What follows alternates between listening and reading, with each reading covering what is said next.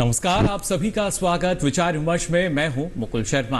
विचार विमर्श में हर सप्ताह आपके लिए अलग अलग विषय लेकर हम हाजिर होते हैं और आज भी एक बेहद ही खास विषय लेकर हम हाजिर हुए हैं। अभी का समय चल रहा है मानसून का, और ये मानसून हम आपको बता दें पूरे देश के अलग अलग जो राज्य हैं वहां पर सभी राज्यों में अपनी दस्तक दे चुका है। लेकिन क्या जो मानसूनी बारिश होती है इसके जरिए जो पानी मिलता है उसका उतना सदुपयोग हम कर पाते हैं या नहीं, ये एक सवाल है। और इसी सवाल से कई और सवाल जुड़े हुए हैं, क्योंकि जब हमारे देश की बात कही जाती है तो यहाँ पर जिस तरीके से जलवायु में विभिन्नता है उसी तरीके से हम देखते हैं मानसूनी बारिश का जो वितरण है वो भी हमें देखने को मिलता है। लेकिन जिस देश में हम बात करते हैं कि कैसे जो खेती है वो पानी के बिना हो सकती है, पानी की कमी के दौरान भी हमारे जो किसान हैं किस तरीके से अच्छी उपज ले पा रहे हैं, वहाँ ये और भी महत्वपूर्ण हो जाता है। और तब बात आती है वर्षा जल संचयन की। जी हाँ, आज इसी विषय पर हम विचार विमर्श करेंगे कि किस तरीके से वर्षा जल संचयन जो है यानी रेन वाटर हार्वेस्टिंग जो है उसको हम अपना सकते हैं, कर सकते हैं, और जो ये बारिश का पानी है इसका सदुपयोग हम कैसे कर सकते हैं, क्या इसका इस्तेमाल किया जा सकता है, अलग अलग रूप में कैसे वो हो सकता है।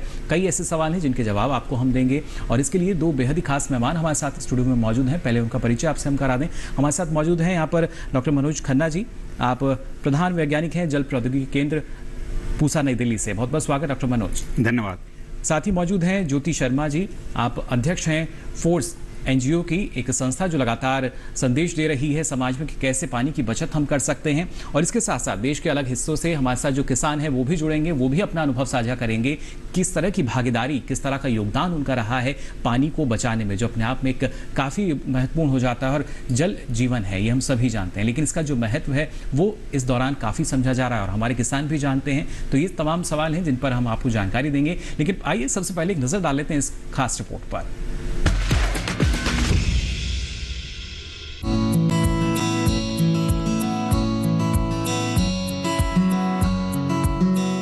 विकास की अंधी दौड़ में हमने प्राकृतिक जल संसाधनों का इतना दोहन किया कि आज हमें कहीं ना कहीं पानी की कमी की समस्या से जूझना पड़ रहा है।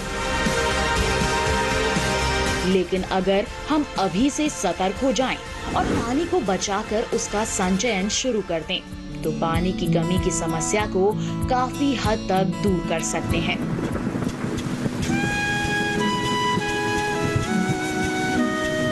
इसके लिए हमें वर्षा जल संचयन करना होगा।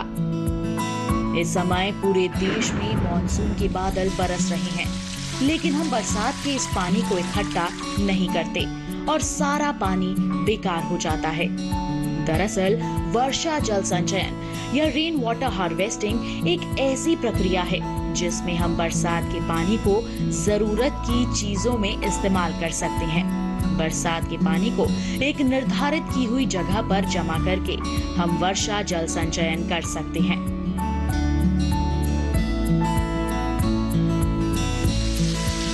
वर्षा जल संचयन के कई तरीके हैं, जैसे सतह जल संग्रह सिस्टम।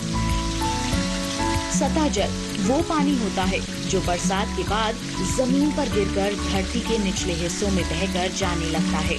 गंदी नालियों में जाने से पहले सतह जल को रोकने के तरीके को सतह जल संग्रह कहते हैं। बड़े बड़े ड्रेनेज पाइप के जरिए बरसात के पानी को कुओं, नदी, तालाबों में इकट्ठा करके रखा जाता है, जो बाद में पानी की कमी को दूर करता है। दूसरा तरीका है छत प्रणाली। इस तरीके में छत पर गिरने वाले बारिश के पानी को इकट्ठा करके रख सकते हैं। ऐसे में ऊंचाई पर खुली टंकियों का इस्तेमाल किया जाता है, जिनमें बरसात के पानी को इकट्ठा करके नलों के जरिए घरों तक पहुंचाया जाता है।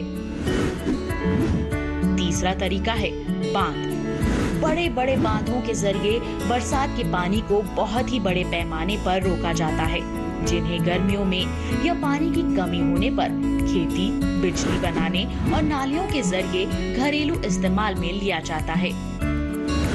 चौथा तरीका है भूमिगत टैंक। इसके जरिए हम भूमि के अंदर पानी को संरक्षित रख सकते हैं। इस प्रक्रिया में बरसात के पानी को एक भूमिगत गड्ढे में भेज दिया जाता है, जिससे भूमिगत जल की मात्रा बढ़ जाती है। आमतौर से भूमि के ऊपर के हिस्से पर बहने वाला पानी सूरज के ताप से भाप बन जाता है, जिससे हम उसे इस्तेमाल नहीं कर पाते। लेकिन इस तरीके से हम ज्यादा से ज्यादा पानी को मिट्टी के अंदर बचा कर रख पाते हैं। पांचवा तरीका है जल संग्रह जलाशय। ये साधारण प्रक्रिया है जिसमें बारिश के पानी को तालाबों और छोटे पानी के स्रोतों में जमा किया जाता है। इस तरीके से जमा किए हुए पानी को ज्यादातर खेती के कामों में लगाया जाता है। ये तो बात हुई वर्षा जल संचयन की, लेकिन इसके साथ साथ किसान खेतों में ऐसी तकनीकों का इस्तेमाल करें जिसमें कम पानी में सिंचाई की जा सके। इनमें से एक है फव्वारा सिंचाई पद्धति। इस विधि से सिंचाई में पानी की बर्बादी नहीं होती। बूंद बूंद यानी ड्रिप सिंचाई पद्धति भी एक अच्छा साधन है। बूंद बूंद विधि से लगभग 60 से 70% पानी की बचत होती है। किसान कम पानी में सिंचाई कर सकते हैं। इस पद्धति में 50 से 80% तक पानी की बचत होती है।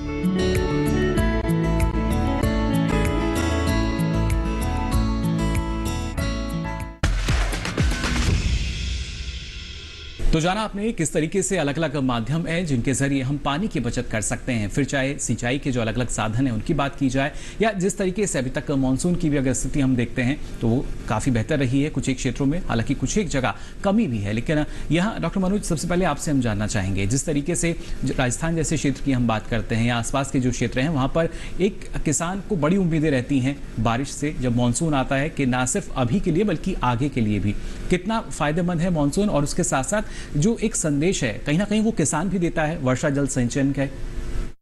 हमारा जो भारतवर्ष है, हमारा मुख्य रूप से खेती मानसून आधारित है।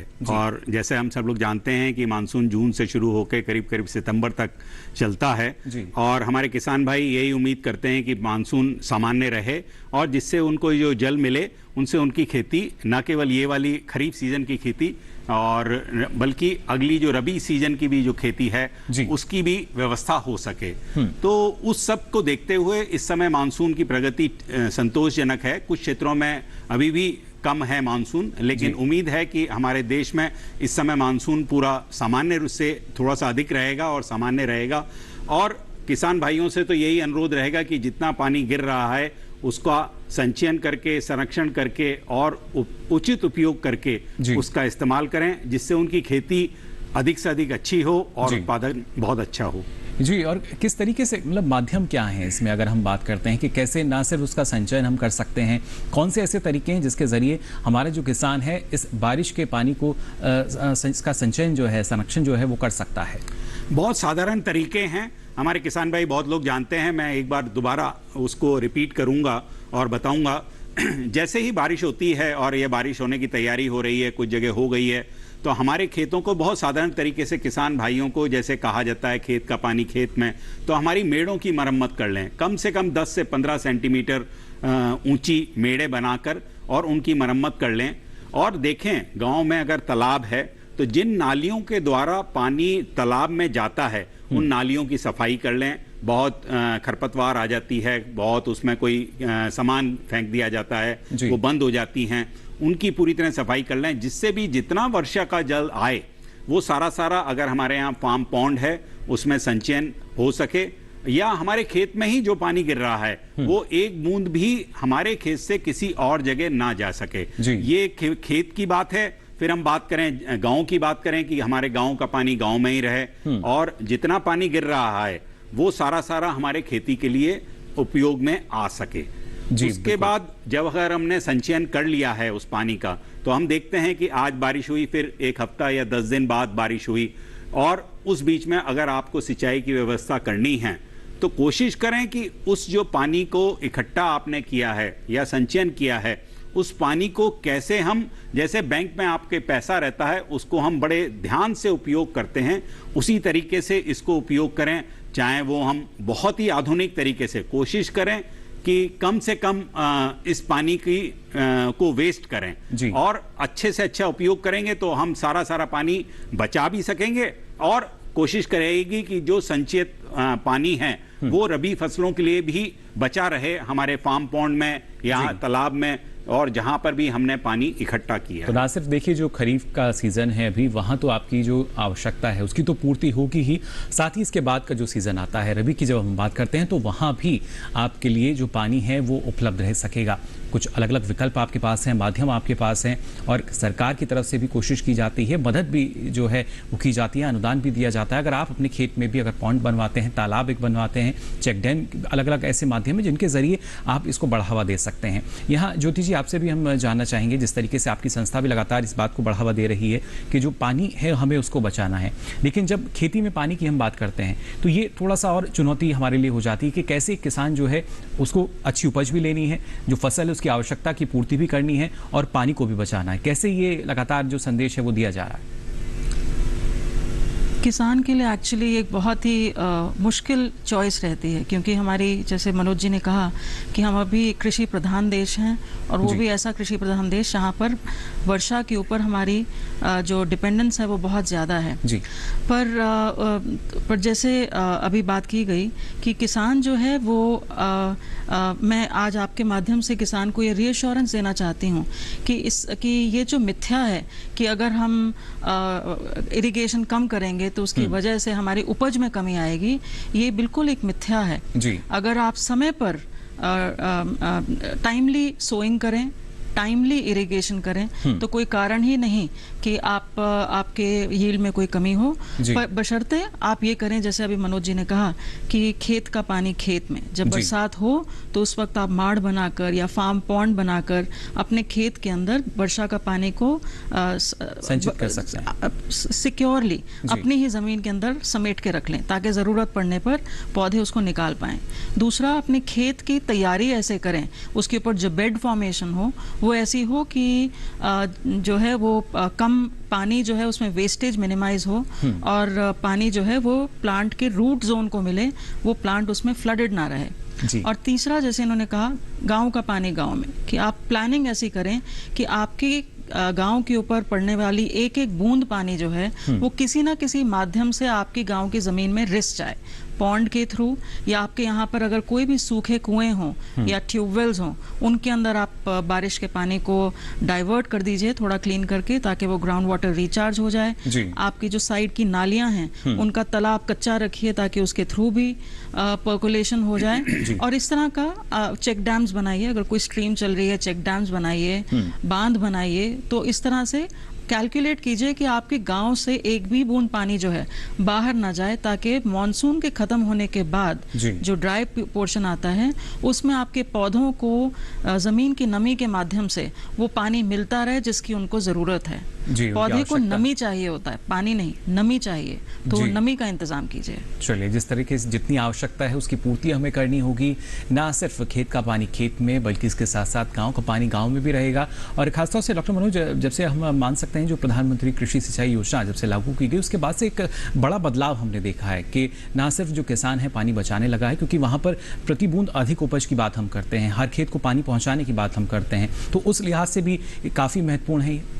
हाँ, जैसे आपने चर्चा की प्रधानमंत्री कृषि सिंचाई योजना की, ये बहुत ही महत्वाकांक्षी और बहुत ही उचित समय पे शुरू की गई। 2015 में इसको शुरू किया गया था और इसमें हर रूप में पानी का, हर रूप में इसका सहायता अनुदान दिया जाता है, चाहे वो पानी के संचयन के लिए, संरक्षण के लिए, जैसे आपने पहले भी चर्चा की थी कि अगर आपके अपने खेत में आप तालाब बनाना चाहते हैं, सामुदायिक रूप से गाँव में सामुदायिक रूप से तालाब बना के, और हमारे गाँव में आपने देखा होगा साधारण तरीके से तालाब थे और वो तालाब अब वो भर गए हैं, तो हम कोशिश करें कि अब इस समय भी अभी समय है हमारे पास कि सारे श्रमदान करके उन तालाबों को मिट्टी निकाल दें, उससे उनकी जो पानी भरने की क्षमता है वो बढ़ सकेगी।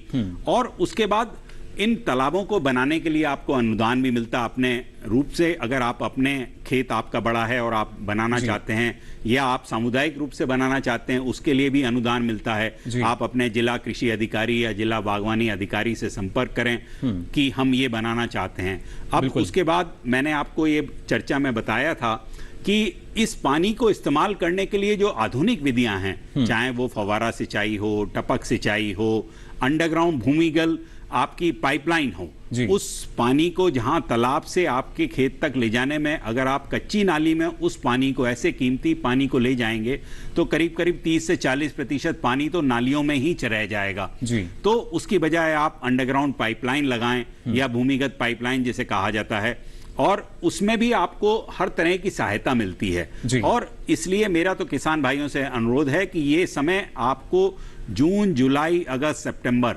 आप कोशिश करें जितना पानी गिर रहा है मैं या तो संचयन करूं, मेरी खेती में इस्तेमाल हो, और उस संचयन करके पानी को ऐसे इस्तेमाल करूं कि ज्यादा से ज्यादा समय तक वो पानी रबी फसलों के लिए उपलब्ध हो पाए। डॉक्टर मनोज हमारे किसान कर भी रहे हैं और हमारे साथ कार्यक्रम में भी आज जुड़े हैं अलग अलग राज्यों से किसान। कुलदीप जी का यहाँ रुक कर लेते हैं, पंजाब से हैं ये। कुलदीप जी, जानना चाहेंगे आपसे किस तरीके से जो पानी को बचाने की बात हम करते हैं, क्योंकि अक्सर देखा जाता है बात सभी कर लेते हैं लेकिन उसका क्रियान्वयन जो है वो कम ही हो पाता है, लेकिन आप उनमें से हैं जिन्होंने लगातार कोशिश की कि कैसे पानी को बचाया जाए अपने गाँव में। किस तरीके से शुरुआत हुई और आज के समय में क्या स्थिति आपके गांव में, अगर पानी की बात हम करते हैं, क्या स्थिति है वहां पर? सर नमस्कार, पहले तो आपका बहुत बहुत धन्यवाद कि आपने हमको इस प्रोग्राम में शामिल किया। जी हाँ जी सर, हम 2 साल से लगभग एक जूम सेमिनार कर रहे हैं जी। तो जूम सेमिनार पे हम खेती बाड़ी के प्रोग्राम करते हैं, जिसमें फगवाड़ा गुडग्रो एक तकनीक है जो किसान के लिए बहुत बढ़िया है, उससे बहुत पानी की बचत हो रही है। तो उसमें ज्योति शर्मा जी भी हमारे साथ है, जो हमके जो किसान जुड़ते हैं, लोग गाँव के लोग हैं, उनको जानकारी देते हैं। और पंजाबी यूनिवर्सिटी है उसमें भी हम जाके देख के आए, तो हमको पता चला कि जो बारिश का पानी है उसको हम पी भी सकते हैं और इसको पानी को नीचे भी धरती में पहुंचाया जाए। इसलिए हमने उसके लिए कोशिश की और ज्योति शर्मा जी को जूम सेमिनार किया और यूनिवर्सिटी जाके और भी लोग गए, हम जाके देख के आए। तो एक पंजाब में एक बरनाला है, बरनाला जिले का गाँव है प्रवाही जी। प्रवाही रवि कुमार शर्मा जी है, वो 6 साल से पानी जो पी रहे हैं 6-7 साल से। उसका क्या हम उसका प्रोजेक्ट देख के आए।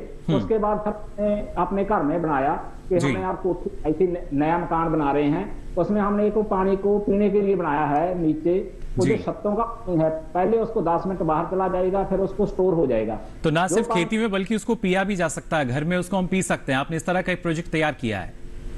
हाँ सर, ये इस तरह ही तैयार किया है। जो रवि कुमार शर्मा 6 साल से पी रहे हैं जी, और उसे हम देख के भी आए। तो पानी में इस तरह है, वो बनाया इस तरह है सारा कि उसमें जो ना धूप ना जाए और हवा ना जाए तो पानी खराब नहीं होता बिल्कुल जी। 2-3 साल के बाद जब पानी को देखेंगे, पानी में कोई भी जीवन नहीं पैदा होगा, कोई आपको मक्खी मच्छर कुछ भी पैदा नहीं होता, क्योंकि उसमें धूप नहीं जानी चाहिए, हवा नहीं जानी चाहिए। इसलिए उसमें हम जो स्टोर करेंगे, हमने वो लगभग 16,000 लीटर का नीचे बनाया है जी, है एक धरती में। और जो हमारे छत का पानी है सारा वो पानी 15 मिनट पानी होगा। जो ऊपर भी जो ऊपर से बारिश आती है, प्रदूषण होता है, 15 मिनट पहले बाहर जाएगा पानी जी। 15 मिनट के बाद उसको हमने एंड कप लगा दिए, हमारे जो स्टोर हो जाएगा सारा पानी। और जो स्टोर हो जाएगा उसको फिर टुल्लू पंप की सहायता से हम ऊपर ले जाते हैं। ऊपर से फिर सारा हमारे फिर रसोई में पाइप लगाई हुई है, तो उसमें फिल्टर लगा रखा है, यानी जहां जहां आवश्यकता है फिर उसका इस्तेमाल कर लिया जाता है। हाँ जी, उसमें इस्तेमाल कर जाता है। और जो उसके बाद फालतू पानी होगा उसके लिए हमने नीचे का बोर किया है 110 फुट जी, उसमें डाला है। और इस तरह भी हमको गाइडेंस दी गई है, उसी तरह वो पानी को साफ करके बिल्कुल वो पानी को धरती में फिर रिचार्ज किया जा रहा है। इस तरह वो पानी है सारे का सारा जो हम पीने के लिए बरतेंगे, और जो उसके बाद जो फालतू पानी होगा वो सारे घर का पानी जो भी होगा, छत्तों का पानी होगा, वो सारे का सारा हम धरती में रिचार्ज करेंगे। इससे क्या फायदा होगा कि एक तो पानी का ऊपर आएगा, और दूसरा ये है कि जो हमारे घर का पानी है उसकी जो क्वालिटी वो अच्छी हो जाएगी। बात ये सब लोगों को जरूरी है कि जिस घर में 10-15 हजार में बोर हो जाता है, जो स्टोर भी नहीं कर सकते, तो जो उस नीचे पानी जाएगा तो उसके घर का जो पानी है उसका TDS ठीक हो जाएगा और उसकी हो जाएगी। जो नीचे का पानी जहां जहां खराब है वहां पर चाहिए कि पानी को नीचे धरती में भेजा जाए, और उसके घर का क्या उसके आंढ गुआंढ का पानी भी जो है आसपास का पानी भी पीने जो हो जाएगा। बिल्कुल कुलदीप जी, बहुत अच्छा एक आपका जो प्रोजेक्ट है और जिस तरीके से आप बता भी रहे हैं। डॉक्टर मनोज, न सिर्फ ग्रामीण क्षेत्रों में बल्कि शहरी क्षेत्रों की भी अगर बात की जाए तो शायद इस तरह के जो प्रोजेक्ट हैं, इस तरह की जो तकनीक है उसको और बढ़ावा हमें देना चाहिए, जिससे जैसे कुलदीप जी इस पानी का सदुपयोग कर पा रहे हैं वो भी शहरों में भी हर घर में हो सके, गाँव में भी हो सके। हाँ, वर्षा जल संचयन हमारे शहरी क्षेत्रों में जहाँ पे आजकल पीने के पानी की बहुत समस्या है और पानी की उपलब्धता धीरे धीरे कम होती जा रही है, वहाँ पर जितने भी हमारा पक्का क्षेत्र हैं, जहाँ भी मकान हैं, बहुत भारत सरकार या राज्य सरकारों ने ऐसी योजनाएं बनाई हैं कि अपने मकान में, हर मकान में आप अगर छोटा सा वाटर हार्वेस्टिंग सिस्टम बना दें, जितना छतों पे पानी गिरता है, आपके साइड में पानी गिरता है, वो सारा एक नाली से इकट्ठा करके पाइप करके नीचे एक उसका टैंक बनाएं। लेकिन उसमें ये ध्यान देने की बात है कि कोशिश ये रहे कि गंदा पानी हमारे भूजल में ना जाए। उससे पहले फिल्टर बहुत अच्छा हो, जिससे कि जितनी भी गंदगी है, जो भी आपकी छत पे पड़ी है या कोई चीज ऐसी गंदी पड़ी है, वो सारे का फिल्टर होके वो भूजल के में जाए और उससे भूजल का सुधार होगा। क्योंकि भूजल हमारा बहुत नीचे जाता जा रहा है, क्योंकि शहरी क्षेत्रों में हमारे पानी का जो अवेलेबिलिटी है वो बहुत भूजल आधारित होती जा रही है। और उसके कारण अगर हम वर्षा जल संचयन इस समय नहीं करेंगे तो धीरे धीरे हमारा भूजल इतना नीचे चला जाएगा कि पानी की बिल्कुल ही उपलब्धता खत्म हो जाएगी। और धीरे धीरे हम बहुत राज्यों में ऐसी स्थिति में जा रहे हैं कि भूजल हमारे बहुत ही खतरनाक स्तर पर पहुंच चुका है। जी बिल्कुल, इसको सुधारना भी जरूरी। खासकर हमें ये ध्यान रखना है, अगर ये नहीं करेंगे तो आने वाला भविष्य हमारा सुजड़ नहीं होगा। और ये हमें वर्षा जल संचयन एक मिशन की तरह से चलाना पड़ेगा, चाहे वो ग्रामीण क्षेत्र हो चाहे वो शहरी क्षेत्र हो। जी बिल्कुल, ये बेहद जरूरी कि एक मिशन मोड में इसको अपनाया जाए। हालांकि सरकार की तरफ से भी हमने देखा, ना सिर्फ जो नया मंत्रालय है उसकी शुरुआत की गई, और उसके बाद अलग अलग योजनाएं जो हैं या हर किसी को जागरूक करने के लिए लगातार जो कार्यक्रम है वो आयोजित किए जाते हैं। लेकिन ज्योति जी, जिस तरीके से भूजल स्तर की एक बड़ी समस्या रही है, आपको क्या लगता है, क्या इसका एक बेहतर विकल्प हमारे पास है, समाधान जो है वो हमारे पास है, कैसे इसको फिर से हम रिचार्ज कर सकते हैं? नहीं, बिल्कुल, अगर समस्या है तो समस्या का समाधान भी ज़रूर होगा, और हम बिल्कुल सही रास्ते पे चल रहे हैं। पिछले कुछ सालों से जो मंत्रालय जल शक्ति अभियान लॉन्च करती है हर वर्ल्ड वाटर डे पे, उसमें जो उन्होंने 5 स्टेप्स कहे हैं कि आप रेन वाटर हार्वेस्टिंग करेंगे, आप रिचार्ज, आप बोरवेल रिचार्ज करेंगे, प्लांटेशन करेंगे और रिसाइकिल करेंगे वाटर और उसका रीयूज़ करेंगे। उन्होंने ये जो 5 स्टेप्स बताए हैं, वो 5 स्टेप्स जो हैं, हमारा भी ऐसा एक फॉर्मूला है 5 आवर्स ऑफ वाटर कंजर्वेशन। तो उसमें क्या है कि अगर हम वेस्टेज पानी की कम करें, थोड़े वाटर एफिशिएंट बने, वेस्टेज कम करें, अगर हम एक पानी का पुनः प्रयोग करें, अगर कोई भी अपॉर्चुनिटी हो कि एक बार यूज़ किए हुए पानी का हम पुनः प्रयोग कर सकें, जैसे कि हम अक्सर किचन में कोई चीज़ धोते हैं तो उसके बाद उस पानी का पौधों में प्रयोग करते हैं, तो अगर पुनः प्रयोग कर सकें तो वो।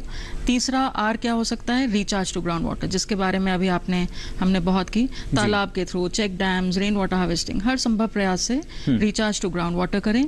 रिसाइकल वेस्ट वाटर, 1 बूंद पानी को हम 9 बूंद पानी बना सकते हैं अगर हम उसको रिसाइकिल करते हैं। तो रिसाइकलिंग फ्यूचर के लिए एक बहुत बड़ी बात है और मिनिस्ट्री इस चीज़ को जानती है, इसीलिए जल शक्ति अभियान का एक अभिन्न अंग है। एंड 5th ऑफ कोर्स, पानी की हम इज्जत करना फिर से याद करें कि हमारे पूर्वजों ने हमको पानी की इज्जत करना सिखाया था, क्योंकि जिस चीज़ की हम इज्जत करते हैं उसका ख्याल रखना हमें खुद ही आ जाता है, हम खुद ही समझ जाते हैं। ये बेहद ज़रूरी कि देखिए, ख्याल जो है हमें रखना होगा, शुरुआत हमसे ही होगी। और जैसा ज्योति जी ने कहा कि जो 1 बूंद पानी है, अगर आप उसको कर सकते हैं तो उसको 9 बूंद में भी आप परिवर्तित कर सकते हैं। और लगातार हमारे जो किसान हैं इस तरीके से ही कुछ काम भी कर रहे हैं। कुलदीप जी लगातार हमारे साथ जुड़े हुए हैं। कुलदीप जी, जिस तरीके से आपने बताया, ना सिर्फ खेती किसानी बल्कि जो पीने का, जो बारिश का पानी है वो पीने के लिए भी आप उसको योग्य बना लेते हैं।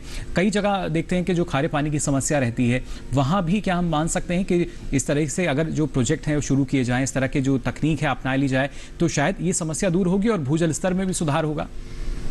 सर, ये तो बहुत ही बढ़िया है। जिस जगह खारा पानी है ना, उसके लिए तो इसका प्रचार करने की जरूरत है।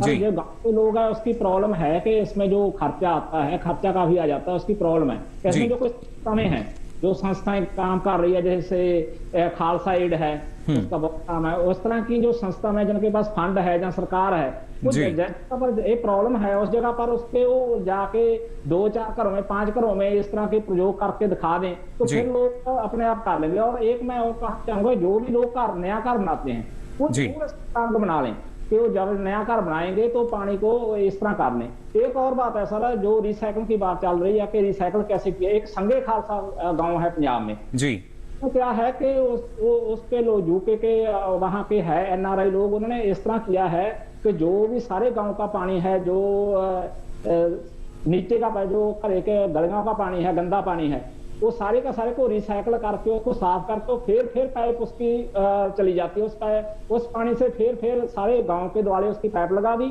उससे कार हो जाती है, पशु नहाए जाते हैं, सब्जियों को पानी दिया जाता है। तो कार तो एक दिन पशु नहाएंगे, वो फिर पानी नीचे आ जाएगा उसमें, तो फिर रिसाइकल होकर चला जाएगा। इस तरह बार बार पानी घूमता रहता है जी, बिल्कुल।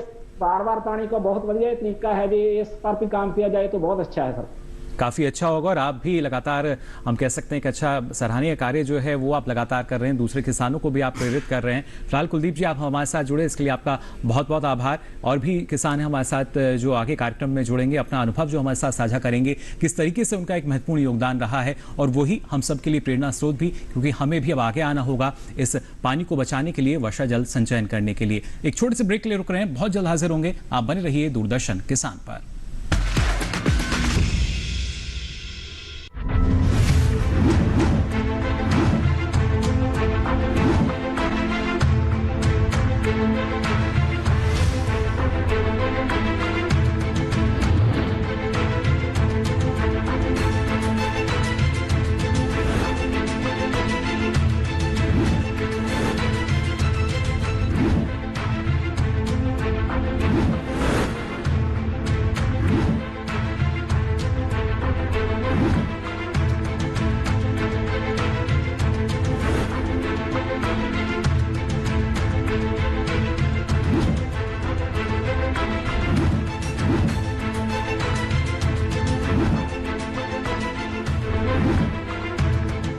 देखिए दूरदर्शन किसान पर, सरकार आपके साथ, शनिवार रात 9 बजे।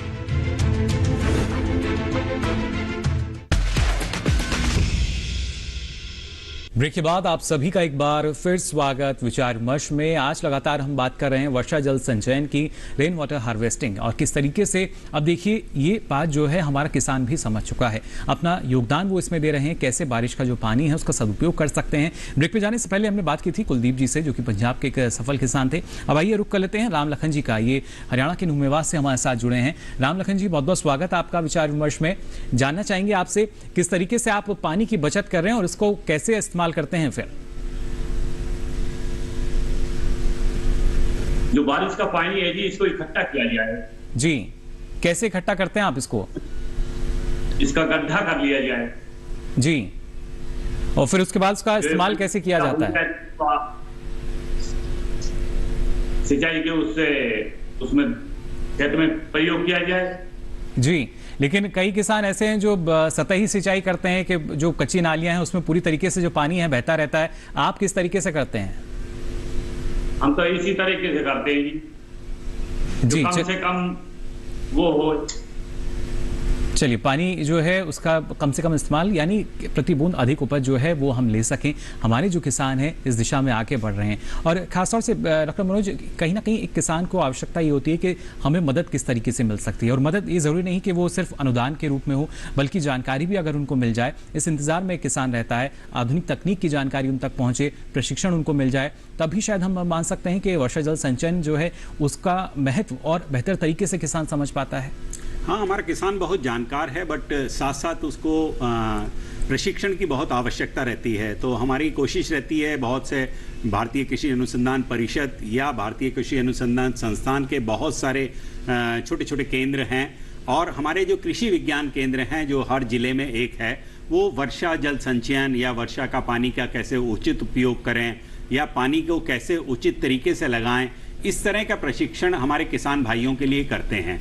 उसमें हम लोग कोशिश करते हैं, जैसे हम अभी भी चर्चा में कर रहे थे, कि वो पानी को कैसे खेत में अपने रोकें, पानी का आपका जो तालाब है उसकी कैसे सफाई करें, जो नालियां हैं उनका कैसे साफ करके रखें, जिससे कि सारा पानी जो आपके तालाब में ही इकट्ठा हो, और फिर उसको इस्तेमाल करने के लिए आधुनिक विधियां इस्तेमाल करें। और इन प्रशिक्षण को देखकर वो किसान बहुत प्रेरित होते हैं, जैसे नई नई विधियां इस्तेमाल कर रहे हैं। बहुत सारे किसान जैसे हमारे अभी नूह मेवात से जो आपने देखा होगा कि वहाँ पे उस क्षेत्र में बहुत रूप से फवारा सिंचाई होती है। कोशिश रहती है किसान की कि उस पानी को जो इकट्ठा हुआ है वो बहुत ही उचित तरीके से लगाया जाए, जितना पौधे को जरूरत है उतना ही लगाया जाए, ना कि केवल भरा जाए। भरने से सारा पानी भूजल में चला जाएगा, आपकी जो खाद है वो भी बर्बाद होगी। आप अगर फवारे से लगाएंगे तो जितना पानी चाहिए उतना ही लगाएंगे, उससे अब आप पानी को चूंकि आपने इकट्ठा कर लिया है और आप उचित तरीके से इस्तेमाल कर रहे हैं, तो आपकी कोशिश ये रहेगी या पानी इतना बचेगा कि वो आपके आने वाले जो समय है, यानी रबी फसलों के लिए उस समय बारिश जो कम होती है वहां पर बहुत अच्छे से इस्तेमाल हो सकता है। और ऐसी फसलों को लें जो मौसम की हों। ऐसा नहीं कि आपके क्षेत्र में पानी की कम उपलब्धता है और आपने धान की खेती कर रहे हैं, केवल उन फसलों की खेती करें जो आपके क्षेत्र में पानी की उपलब्धता के अनुसार हों।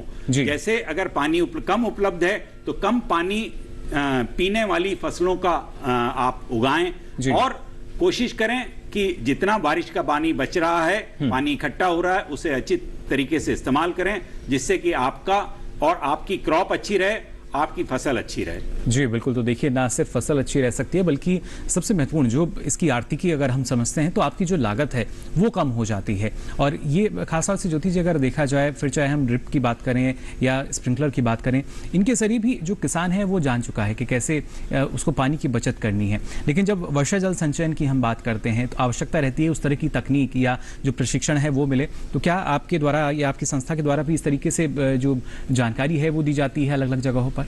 हमारा तो एनजीओ इसी के लिए बनाया गया था कि हम हर संभव तरीके से, चाहे वो इलेक्ट्रॉनिक मीडिया से हो, चाहे वो व्हाट्सएप मैसेजेस के थ्रू हो, चाहे वो डायरेक्ट जैसे हम फार्मर्स के साथ हम मीटिंग्स करते हैं, हम प्रोग्राम्स करते हैं, हम हर संभव प्रयास करते हैं लोगों तक एक ये जागृति लाना कि वर्षा जल संचय ज़रूरी है, चाहे आप किसी भी तरीके से करें।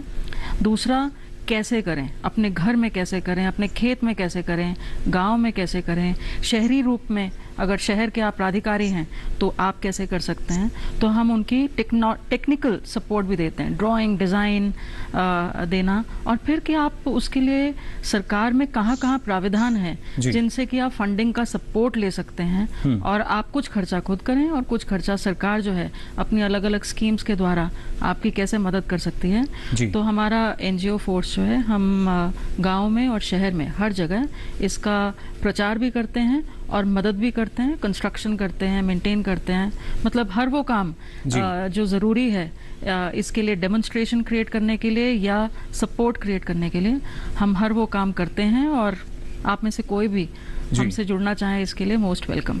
बिल्कुल। तो देखिए किस तरीके से लगातार जो मदद है वो की जा रही है। और वर्षा जल संचयन सिर्फ ये नहीं कि हम जो खेतीबाड़ी में जैसे पानी का इस्तेमाल किया जाता है वहीं तक, बल्कि हमारे जो किसान हैं इसका इस्तेमाल अपने घर में जो पानी पीने योग्य है उसके लिए भी करते हैं। और खासतौर से यहाँ रामलखन जी हमारे साथ जुड़े हुए हैं, एक बार फिर से इनका रुख कर लेते हैं।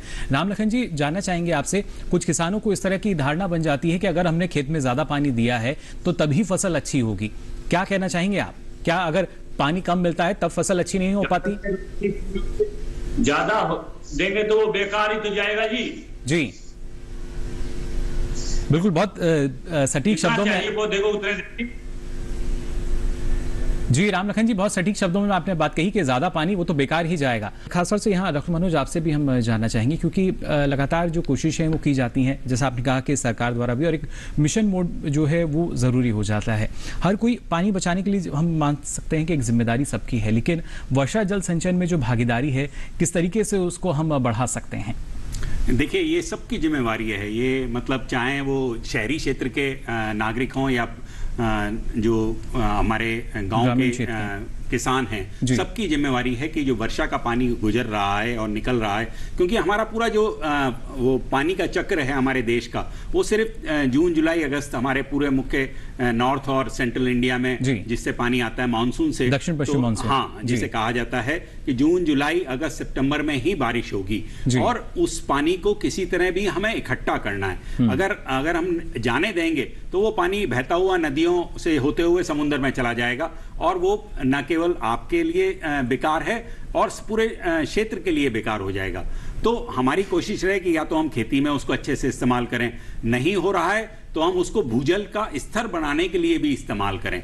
भूजल में किसी तरह उसको बिल्कुल साफ करके या फिल्टर करके उस पानी को उसमें, और हमारे जैसे मैडम ने बताया कि आपको रिसाइकल करें, रिसाइकल करके ही, जैसे आप रसोई में, खेत में और बहुत जगह हम पानी देखते हैं कि आपका जो गंदा पानी होता है उसे थोड़ा सा ट्रीटमेंट करके आप अपने, अगर शहरी क्षेत्र में हैं तो कोशिश करें गार्डन में सिर्फ वो जो रिसाइकल वाटर है वो ही इस्तेमाल करें। आपका जो स्वच्छ पानी आपके नलों में आता है उसको इस्तेमाल ना करें। ग्रामीण क्षेत्र में हमारे का अगर किसान भाई तैयारी कर रहे हैं, फसल लगा रहे हैं, इस समय वो किसी तरह भी वो समतलीकरण करा लें अपने खेत का, फिर चारों तरफ मेड़ पक्की करें। मैं दोबारा वही बात बता रहा हूं, और जिससे कि वो एक तो पानी कहीं भी रुकेगा नहीं और वो पानी जितना आएगा वो पूरा आपके खेत में ही इकट्ठा होगा और उससे आपकी ना केवल फसल अच्छी से रहेगी और आपके लिए वो जितना भी एक्सेस वाटर है या ज्यादा है उसको निकाल के, अगर आप ये देखते हैं कुछ फसलें ऐसी हैं कि ज्यादा बारिश हो गई तो जल निकासी की व्यवस्था करके, बट वो व्यवस्था ऐसे करें कि वो कहीं पे भूजल में जाके जुड़े वो, और या आपके तालाब में जुड़े, इसलिए सारा पानी आपका एक जगह इकट्ठा हो सकता है। जी डॉक्टर मनोज, लेकिन इसके पीछे का जो विज्ञान है उसमें किसान को इतनी जानकारी नहीं हो पाती, किस तरीके से उसकी जो शुद्धता है या उसको हम शुद्ध कर सकते हैं, ट्रीटमेंट की हम बात करते हैं, कैसे, क्या एक छोटा सा प्लांट या तकनीक कोई ऐसी अगर किसान चाहे या कुछ किसान मिलकर अगर इस तरीके से अपनाते हैं तो क्या ये संभव है? बहुत सारी तकनीक आजकल हो गई हैं जो कि गंदे पानी को शुद्ध करने के लिए आती हैं। आपने देखा होगा हमारे गांव में जो नालियों में इस तरह की कुछ पौधे होते हैं जो जितना गंदा होता है पानी में वो उसको वो लेते हैं, एब्जॉर्ब कर लेते हैं और वो उसको इस्तेमाल करके भी भारतीय कृषि अनुसंधान संस्थान में एक तकनीक ऐसी डेवलप करी है जो गंदा पानी जो गांव का होता है चाहे वो शहर का होता है उसको इकट्ठा करके और उसको ट्रीट करके, बिल्कुल नेचुरल तरीके से ट्रीट करके उस पानी को आप खेती के लिए भी इस्तेमाल कर सकते हैं और न केवल, और आपके जो गार्डन हैं उन सब में भी इस्तेमाल कर सकते हैं। तो बहुत साधारण तरीके से आजकल तकनीकें बहुत आ गई हैं जिनको हम इस्तेमाल करके उस पानी को शुद्ध करके और आपके अपने कार्यों के लिए, दैनिक कार्यों के लिए भी इस्तेमाल कर सकते हैं। जी बिल्कुल, तो देखिए किस तरीके से उसका सदुपयोग हम कर सकेंगे और लगातार जो किसान हैं हमारे वो भी इसका सदुपयोग कर रहे हैं। हरियाणा के एक और किसान हैं हमारे साथ जुड़े हैं, विक्रम जी मेवात से ही, इनसे आइए बात कर लेते हैं। विक्रम जी, आपका भी बहुत बहुत स्वागत विचार विमर्श में।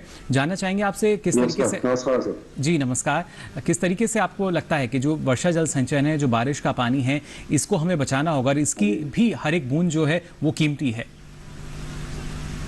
देखो, सबसे बड़ी बात है इसको जमीन, जो बारिश का पानी अगर वो जमीन में चला जाए जी तो वो सबसे बढ़िया, उससे हमारा जो भूल स्तर है वो ऊपर आ जाएगा, जल स्तर है जी।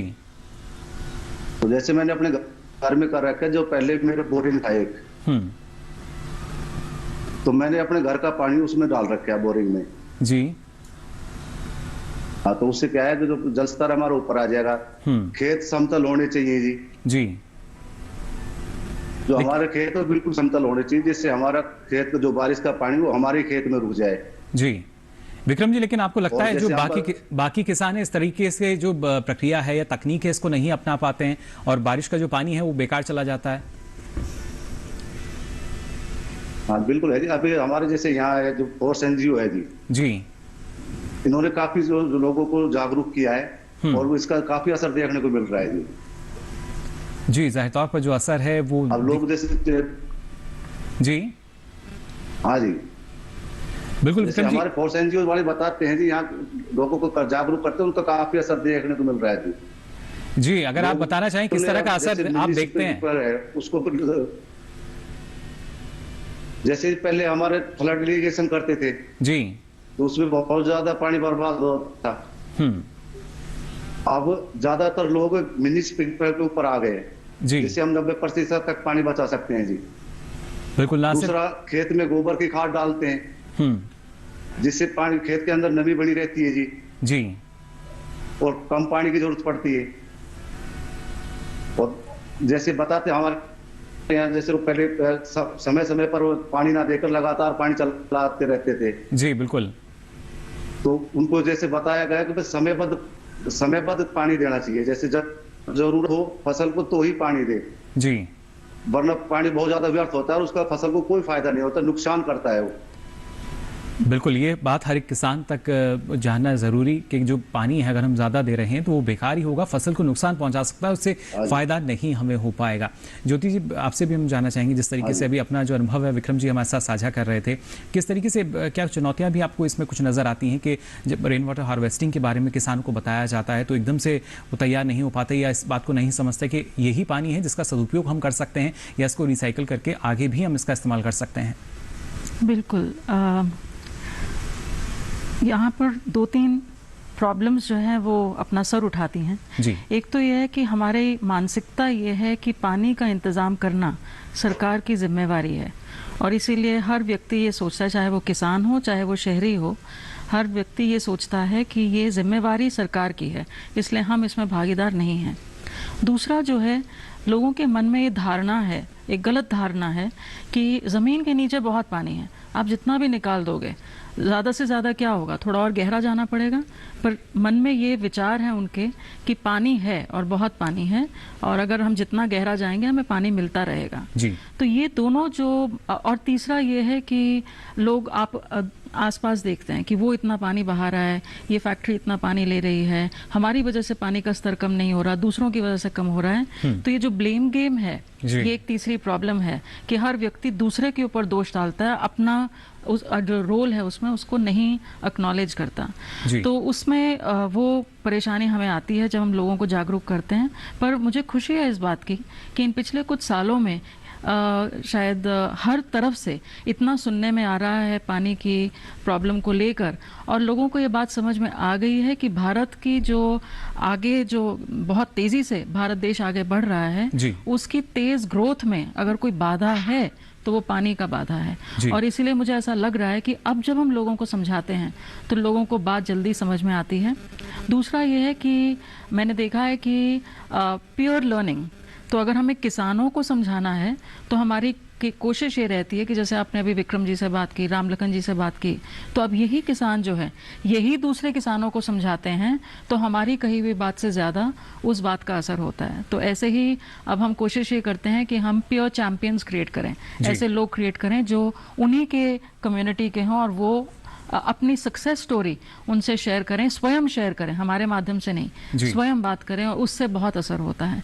तो परेशानी है, पर मुझे लग रहा है कि अब धीरे धीरे जैसे से विपत्ति बढ़ती जा रही है वैसे वैसे लोग भी सही बात सुनने के लिए तैयार हो रहे हैं, और उनको सपोर्ट भी सरकार की तरफ से, गैर सरकारी संस्थाओं की तरफ से बहुत मिल रहा है। तो मुझे आशा है कि अगले 5 साल 10 साल में भूमिका काफ़ी बदल जाएगी। जी बिल्कुल, एक नई भूमिका जो है वो हम देख सकेंगे। जो भूजल स्तर है, जो एक लगातार समस्या बनी हुई है, उसमें भी सुधार देखिए हो सकता है अगर हम लगातार वर्षा जल संचयन करें। विक्रम जी, जानना चाहेंगे आपसे, जैसा अभी ज्योति जी ने कहा कि जो एक किसान है वो किसान की बात ज़्यादा मानता है, आपको भी ऐसी लगता है जब आप दूसरे किसानों को बताते हैं कि वो बारिश का पानी है, इसको संजो सकते हैं, इसका संचयन कर सकते हैं, तो आपकी बात ज़्यादा मानी जाती है? हाँ जी, बिल्कुल फर्क पड़ता है जी। क्या कहना होता है किसानों का जब आप बताते हैं? तो मेन तो ये है, जैसे हमारे जो गेहूं की फसल है जी। हेलो जी विक्रम जी, तो उसको ज्यादा पानी की जरूरत नहीं है, उसकी जड़ों तक सिर्फ नमी की जरूरत है जी। गेहूं की जो जड़ होती है उसको सिर्फ उस तक नमी की जरूरत है, ना कि उसको पानी की जरूरत है। तो हम उसको कम पानी से उसको नमी को बनाए रखते, ज्यादा जरूरत जी बिल्कुल है। लेकिन क्या कभी आपके सामने भी इस तरह की जो चुनौती है वो सामने आती है कि जो किसान है वो इस बात को मानने को राजी नहीं होता कि जो बारिश का पानी है इसका हम इस्तेमाल कर सकते हैं, और कुछ किसान तो इसको पीने के लिए भी इस्तेमाल करते हैं? हाँ जी, बिल्कुल कर सकते हैं। हाँ जी। वो तो जहाँ पानी की कमी है वहाँ तो सारा बारिश का पानी संचय करके और उससे काम चलाते हैं जी। लेकिन जहाँ पर पानी की कमी नहीं दिखती, हाँ जी, वहां आपको लगता है कि शायद जो पानी है उसका सदुपयोग हम नहीं कर पाते, बल्कि दुरुपयोग होता है और वो पानी बेकार जाता है, व्यर्थ जाता है। बिल्कुल जाता है। बारिश का पानी अगर उसको हम, वही बात है जो उसको अगर अंदर जमीन में वापस कर देंगे तो उससे काफी फर्क पड़ेगा, हमारा भूजल स्तर वो होना सब हो जाएगा। जी चलिए, बिल्कुल ये काफ़ी महत्वपूर्ण है। और किसानों के सामने भी देखिए, ये ज्योति जी आपने बहुत, हम कहते हैं कि स्वाभाविक बात ये है कि जो किसान है वो दूसरे किसान की बात आसानी से समझता है, जबकि जो विशेषज्ञ हैं या वैज्ञानिक हमारे जब जाते हैं तब वो थोड़ा सा समय ज़रूर लेते हैं। लेकिन किस तरीके से, अगर विक्रम जी की भी हम बात करें, हमने यहाँ कुलदीप जी का उनसे भी पूछा था, विक्रम जी के बारे में अगर आप बताना चाहेंगे किस तरीके से विक्रम जी हों या दूसरे किसान हों, इन्हें किस तरह की जो प्रशिक्षण है क्या वो दिया गया, फिर किस तरह की तकनीक अपनाकर ये कोशिश में लगे हुए हैं कि जो वर्षा जल संचयन है वो किया जा सके, या जो पानी है उसकी और किस तरीके से बचत कर सकें? जी, तो मेरे 2 दशक का जो मेरा एक्सपीरियंस है उसमें जो मुझे समझ में आया है वो ये है कि आपको शुरू के जो 5-10 आपके लोग हैं जिनके माइंडसेट आपने चेंज करना है, उनके साथ बहुत मेहनत करनी पड़ती है। आप केवल उनको बताकर पीछे नहीं हट सकते, आपको हर कदम उनके साथ चलना है। उनको कोई परेशानी आए तो उस परेशानी का हल निकाल के देना है। तो आप देख रहे थे जैसे विक्रम जी जब बात कर रहे थे, उन्होंने केवल एक चीज़ की बात नहीं की, उन्होंने सिर्फ स्प्रिंकलर की बात नहीं की, उन्होंने गोबर की खाद की भी बात की, उन्होंने रूट जोन में वीट की नमी रूट जोन में हो उसकी बात की। अब तो अभी उनके पास समय नहीं है और वो समझ नहीं पा रहे, पर एक्चुअली क्या है कि हमने उनको जैसे जैसे देखा कि उनके मन में कोई शंका आई तो हमने उस शंका को दूर करने के लिए उनके साथ समय बिताया। उनकी पैदावार अच्छी रहे उसके लिए उनको जो भी सपोर्ट चाहिए हमने, चाहे वो सरकार से दिलाना हो चाहे खुद देना हो, हमने दिया। तो उसका नेट रिजल्ट ये है कि जब 1 या 2 बार वो उनको उनकी पैदावार में कोई कमी नहीं हुई, पानी भी बचा और ज़मीन की क्वालिटी भी हर साल बेहतर से बेहतर होती गई। हमने सॉइल टेस्टिंग भी की तो उन्होंने खुद देखा कि उनकी ज़मीन की क्वालिटी भी बेहतर हो गई है, भूजल की भी क्वालिटी बेहतर हो गई है, स्तर भी बढ़ गया है। और ये उन्होंने स्वयं जब देखा तो उन्होंने स्वयं ही लोगों से बात करनी शुरू की। तो कहने का मतलब ये है कि जो जब बदलाव लाना है तो उसमें जो पहले कुछ लोग हैं जो आपसे जुड़ रहे हैं उनके साथ हमें केवल कहकर पीछे नहीं हटना, हमें उनके साथ जुड़े रहना है, उनको सक्सेस बनाना है। सक्सेस से लोग बदलते हैं। जी बिल्कुल, और उम्मीद हम भी यही करते हैं कि लगातार जो बदलाव है ये हमें दिखता रहे। जैसा आपने कहा कि पिछले 2 दशक की आपकी मेहनत रही है, लेकिन यही मेहनत है जो हम मान सकते हैं कि आने वाली शताब्दियों के लिए भी काफ़ी लाभदायक रह सकती है अगर ये पूरी तरीके से सफल हो जाए। आगे भी आप हमारे जो दर्शक हमारे साथ जुड़े हैं उनको हम बताएंगे किस तरीके से वर्षा जल सिंचन का फायदा उनको मिल सकता है। यहाँ रुक रहे हैं एक और छोटे से ब्रेक के लिए, जल्द हाजिर होंगे। आप बने रहिए दूरदर्शन किसान पर।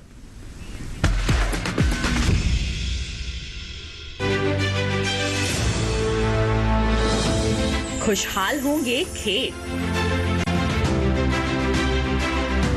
पशु भी रहेंगे स्वस्थ, सरकारी स्कीम का होगा लाभ, जब एक्सपर्ट्स का मिलेगा साथ, किसानों के सवाल, विशेषज्ञों के जवाब, अब सिर्फ एक फोन कॉल पर।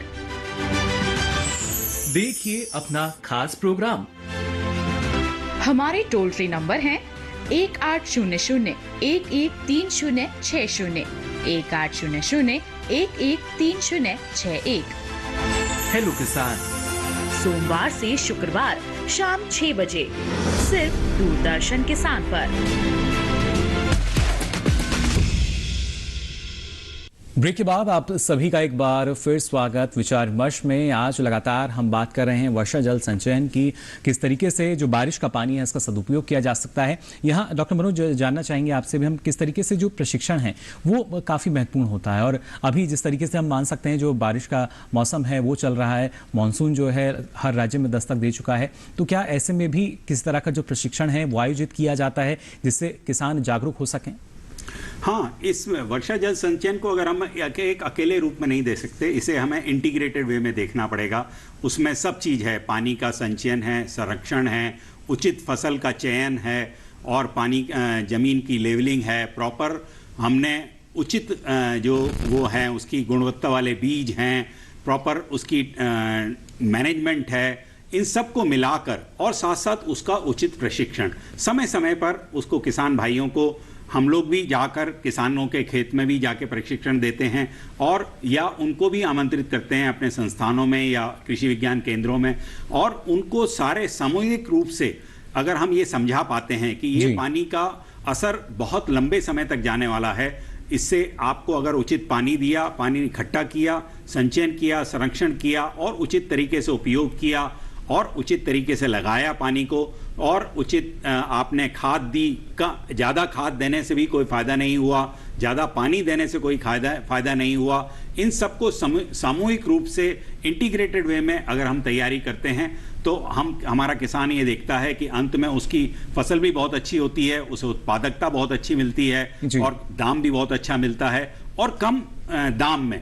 तो जो हमारे भारत का लक्ष्य है कि हमारी किसान भाइयों की जो है इनकम डबल हो सके, वो उसकी तरफ एक कदम आगे बढ़ते हैं। तो इसमें वर्षा जल संचयन एक बहुत उपयोगी कदम है। जी, यानी कदम एक लेकिन फायदे अनेक देखिए इसके जरिए हमें मिल सकते हैं। और खासतौर से ज्योति जी अगर देखा जाए, आप भी लगातार जब किसानों से रूबरू होती होंगी, अलग अलग गाँव में जब पहुँचते हैं तो वहाँ भी शायद इसी बात की जानकारी दी जाती होगी कि भले ही आपको एक कदम यहाँ पर उठाना है लेकिन उसके फायदे हमें कितने मिल सकते हैं। जी बिल्कुल। और मैं एक्चुअली शाहरुख खान साहब की बहुत बड़ी फ़ैन हूँ, तो उनकी एक पिक्चर है चक दे जी, और उसमें एक डायलॉग है, वो है कि ताकत से ज़्यादा नियत की ज़रूरत है जी। तो मेरा जो लाइफ का एक्सपीरियंस रहा है इस सेक्टर में वो यही रहा है कि जब नियत बन जाती है, जब हमारे किसान भाई ये नियत बना लें कि खेत का पानी खेत में, गांव का पानी गांव में, घर का पानी घर में, अगर इन 3 चीजों की नियत बना लें तो आपकी सरकार, हम जैसे गैर सरकारी संस्थाएं, हर तरह के टेक्निकल एक्सपर्ट्स आपके साथ हैं। आपके इस काम में आपकी ताकत बनाने के लिए हम आपके साथ हैं। आप सिर्फ नियत बनाइए। जी बिल्कुल। लेकिन खासतौर से अगर बात की जाए, क्योंकि जलवायु परिवर्तन का एक इस तरह का जो वैश्विक खतरा है वो भी हम देखते हैं, और उस वजह से किस तरीके से जहां पर हम लगातार जो बारिश का असामान्य वितरण है वो हमारे सामने भी आता है, क्या ऐसी स्थिति में हम मान सकते हैं कि आने वाले समय में और भी ज़्यादा चुनौतियाँ रह सकती हैं और जो समस्या अभी है, जो पानी कम होता जा रहा है, ये और भी ज़्यादा विकराल रूप ले पाएगी? Absolutely, absolutely. ये जो परेशानी है क्लाइमेट चेंज के साथ बढ़ेगी और इसके लिए सबको आगाह होना है। बरसात होगी तो बहुत होगी, नहीं होगी तो बिल्कुल नहीं होगी, दरिया सूखेगी। तो इस संदर्भ में और इस चीज से हम आंखें बंद करके नहीं जी सकते। तो इसीलिए जरूरी है कि हमारे किसान भाई और घर में रहने और हर व्यक्ति, देश का हर व्यक्ति उसके लिए प्रिपेयर करे, क्लाइमेट रेजिलियंस की तरफ चले, अपने वर्षा जल संचय करें, और ताकि जब अधिक बरसात हो तो बह ना जाए, वो आपके पास समेटी जाए, आपके बैंक में डिपॉजिट हो जाए और जरूरत पड़ने पर आप उसका इस्तेमाल कर सकें। जी बिल्कुल। तो ना सिर्फ किसान बल्कि जो हमारे शहरी क्षेत्रों में लोग हैं उनकी भी एक जिम्मेदारी है कि वर्षा का जो पानी है इसका संग्रहण करें, संचयन इसका करें। जी बिल्कुल, बिल्कुल, एब्सोल्युटली। तो आज से कुछ साल में, कुछ ही साल बाद 50% जनता जो है भारत की वो शहरों में ही रह रही होगी। तो शहरों में की भी उतनी ही जिम्मेवारी है, शायद ज्यादा, क्योंकि अगर आप वहाँ ऐसा नहीं करेंगे तो वहाँ लड़ाई होगी। जब इतने सारे लोग इतनी छोटी जगह में बिना पानी के रहेंगे तो शांति नहीं रह पाएगी। तो अपने घर परिवार को बचाने के लिए, अपनी लाइफस्टाइल को इम्प्रूव करने के लिए और अपने बच्चों को नौकरी देने के लिए, अगर आपके पास पानी नहीं होगी तो ना फैक्ट्री चलेगी, ना इंडस्ट्री चलेगी, ना कंप्यूटर बनेगा, कुछ नहीं होगा।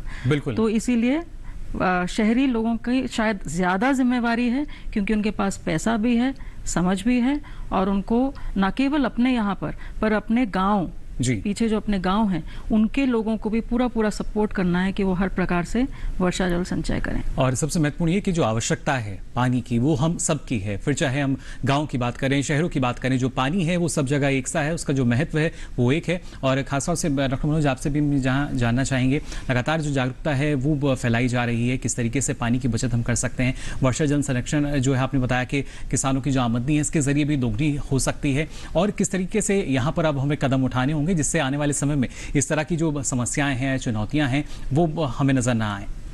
इसमें हम लोगों का एक आदमी का रोल नहीं है, सरकारी, गैर सरकारी, किसान, शहरी क्षेत्र के नागरिक, हर आदमी का इसमें एक रोल है जो पानी को इकट्ठा करने के लिए और पानी का उचित इस्तेमाल करने के लिए। उसके लिए हमारी भारत सरकार बहुत अच्छी अच्छी योजनाएं हैं, चाहे वो जल शक्ति मंत्रालय हो या भारत का कृषि मंत्रालय हो, प्रधानमंत्री कृषि सिंचाई योजना हो, चाहे वो नहरी क्षेत्र में अब नहर न बना के अंडरग्राउंड पाइपलाइन नेटवर्क बनने की योजनाएं हैं और जैसा बन रहा है। और इन सबको तैयारी करके अगर हम पानी का इकट्ठा कर लेंगे तो उचित उपयोग जरूरी है। उचित उपयोग करेंगे तो हमारी फसलें अच्छी होंगी, उचित तरीके से उगाएंगे तो हमारी उत्पादकता अपने आप बढ़ेगी और हमारा गांव और खुशहाल होगा क्योंकि उसकी इनकम बढ़ेगी और इनकम बढ़ेगी तो हमारा देश आप समझ सकते हैं कि कितना तरक्की करेगा। आज उसका स्टार्ट सबसे मुख्य रूप से पानी है। अगर पानी को हम बचा के रखेंगे तो हम ये मान के चलें कि चाहे वो हमारे पास बैंक में कितना पैसा हो, अगर पानी उपलब्ध नहीं है या हमारी जमीन के नीचे पानी की उपलब्धता नहीं बढ़ाई गई या सतह रूप में हमने पानी की उपलब्धता नहीं बढ़ाई गई तो ये सारी तरक्की बेकार हो जाएगी। इसलिए मेरा तो सबसे अनुरोध है, चाहे वो किसान भाई हों, चाहे वो शहरी क्षेत्र के नागरिक हों, गैर सरकारी संस्थाएं या सरकारी संस्थाएं, जो हम लोगों के कृषि मंत्रालय के जो अधिकारी हैं, कृषि के वैज्ञानिक हैं, जो एक एक आदमी काम कर रहा है पानी को बचाने के लिए, उन सबको मिलके एक साथ काम करना पड़ेगा, तभी इस मिशन को हम कामयाब कर पाएंगे। बिल्कुल, तभी ये मिशन जो है देखिए और ज्यादा सफल हो सकेगा। और सबसे कीमती पानी, इस बात को हमें समझना होगा और इस बात को अच्छे से समझते हैं हमारे राजस्थान के जो अलग अलग रीजन है, वहाँ पे जो लोग रहते हैं, मराठवाड़ा की बात की जाए, बुंदेलखंड क्षेत्र की बात की जाए, हर कोई इस पानी का जो मूल्य है समझता है। और यहाँ आवश्यकता यही कि हम भी जो इस बारिश का जो पानी है इसका मूल्य समझ सकें, कितना ये महत्वपूर्ण है हमारे लिए और इसका संचयन कर सकें। फिलहाल आज हमारे साथ जो खास मेहमान यहाँ आप दोनों जुड़े, आप दोनों ने इतनी महत्वपूर्ण जानकारी हमारे साथ साझा की, साथ ही किसान भी हमारे साथ जुड़े, उन्होंने भी अपना अनुभव हमारे साथ साझा किया। इसके लिए आप सबका बहुत बहुत आभार, बहुत बहुत शुक्रिया, बहुत बहुत धन्यवाद। तो जाना आप सभी ने किस तरीके से आप पानी को बचा सकते हैं, इसकी बचत कर सकते हैं, अपने आप में ये काफ़ी महत्वपूर्ण है। और कहा भी गया है, रहीमन पानी राखिए बिन पानी सब सून। तो ऐसी स्थिति हमारे सामने ना आए, बल्कि जो और आने वाली जो जनरेशन है उनके सामने भी इस तरह की स्थिति ना हो, इसके लिए हमें सबको मिलकर प्रयास करना होगा। और ये प्रयास कल या आने वाले समय के लिए नहीं, बल्कि आज से ही, अभी से ही हम सबको शुरू करने होंगे, जिससे इस तरह की जो समस्या है वो हम आज ही उसका निदान कर सकें, उसकी रोकथाम कर सकें। फिलहाल आज के लिए विचार विमर्श में बस इतना ही। आपको बता दें, लगातार हर सप्ताह आपके लिए हम जानकारी लेकर हाजिर होते हैं। अगले सप्ताह फिर हाजिर होंगे, किसी नए विषय पर करेंगे विचार विमर्श। फिलहाल के लिए दीजिए इजाजत, नमस्कार।